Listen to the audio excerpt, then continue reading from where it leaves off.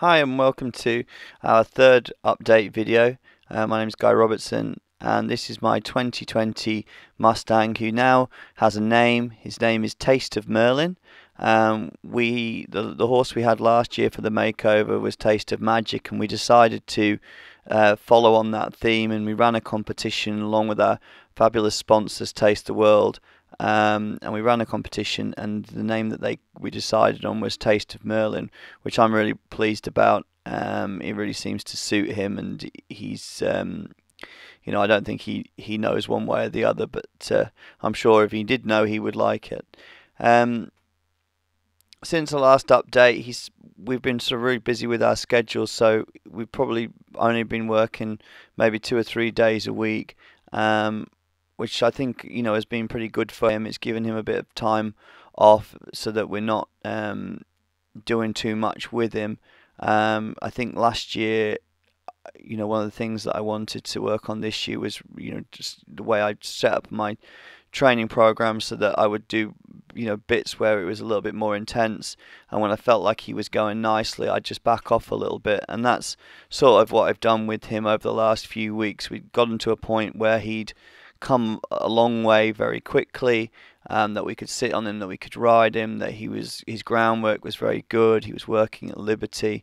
So the last couple of weeks, whilst I've been busier, I've just allowed him, maybe worked him 2 or 3 times a week, just kept him ticking over so that we were just going back over the things that we'd been working on, and making sure that he was comfortable with that.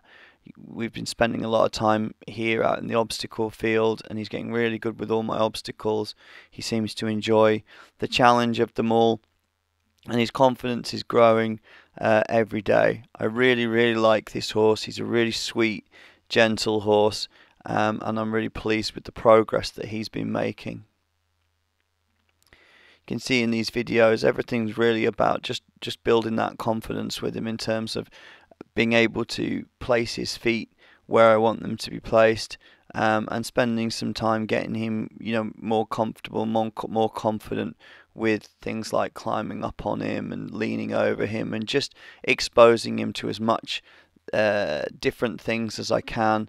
As much about trying to help him, see these things and get okay with these things. A lot of it's for me is about trying to find the holes and the gaps in what he's comfortable with and what he's not comfortable with, and then that gives me something then that I can go back to the round pen and work on. So I picked up again with the riding this week, just in my indoor barn,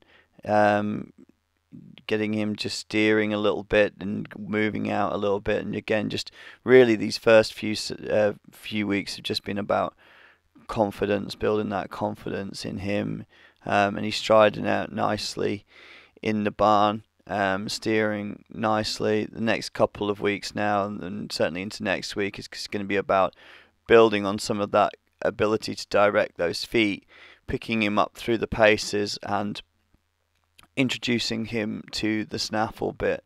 But like I said, earlier in the video, the more everything I've shown him, he's been more than accepting of. He's a real curious creature. He's more inclined to want to have a look at something than want to run away from it. And I'm generally really pleased with the progress that we've made, and I'm looking forward to the upcoming weeks now to see where we can get him to.